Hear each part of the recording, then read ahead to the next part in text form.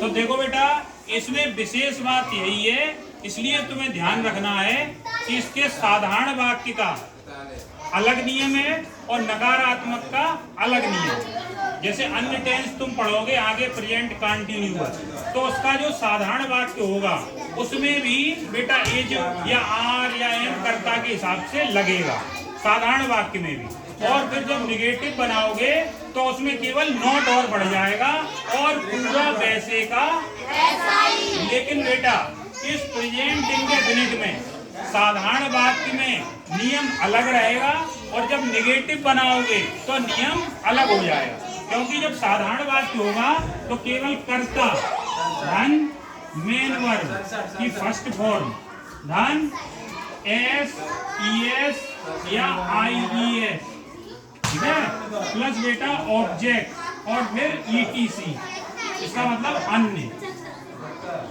ठीक है। और ये तुम्हारा सब्जेक्ट का मतलब कर्ता और मेन वर्ब है मुख्य क्रिया, ठीक है, मुख्य क्रिया।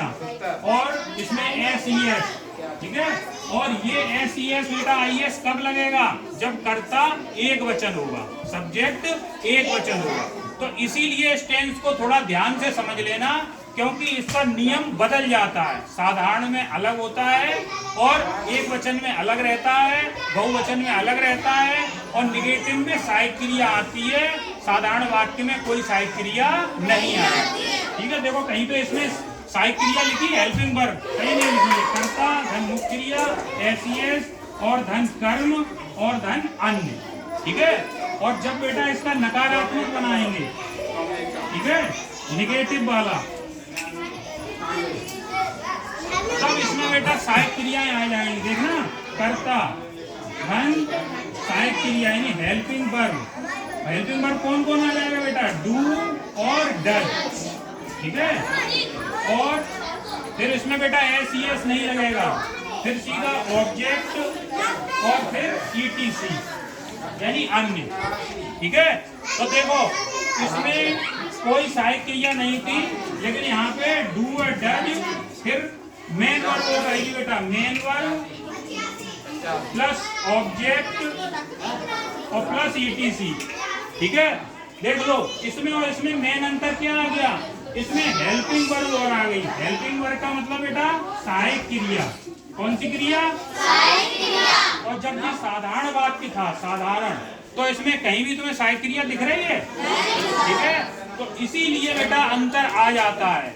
जैसे अभी वह था कि वह अपना काम करता है, वह अपना काम करता है, ठीक है।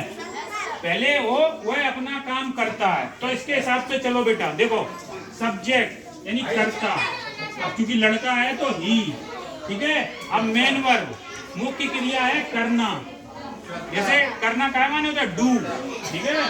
तो डू, ठीक। अब इसमें से एक चीज कोई लगेगी तो आखिरी में ओ है तो इसमें से तुम्हारा ई एस लग जाएगा, ठीक है। ओ है और उसके पहले व्यंजन है कॉन्सोनेंट, तो ये ई एस लग गया, डज। अब बेटा क्या है? ऑब्जेक्ट, काम, ठीक है। ही डज अपना काम। हमने कल बताया था वह है और लड़का है, तो अपने के लिए क्या आएगा बताओ? लड़के के लिए हिज, वेरी गुड, हिज आएगा।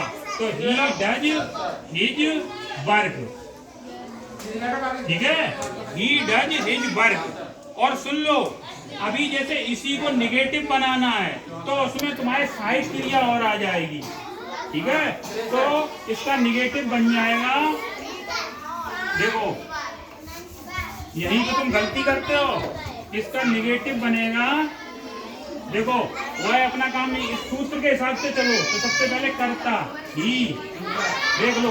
और फिर सहायक क्रिया, अब एक वचन में लगेगी डज और बहुवचन में डू, तो सहायक क्रिया लगाएंगे डज, ठीक है।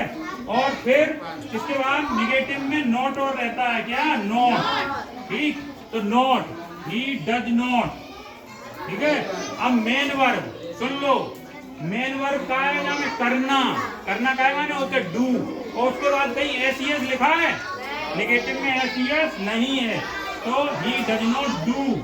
और फिर क्या है? कर्म, तो हिज वर्क, ये इसका बनेगा।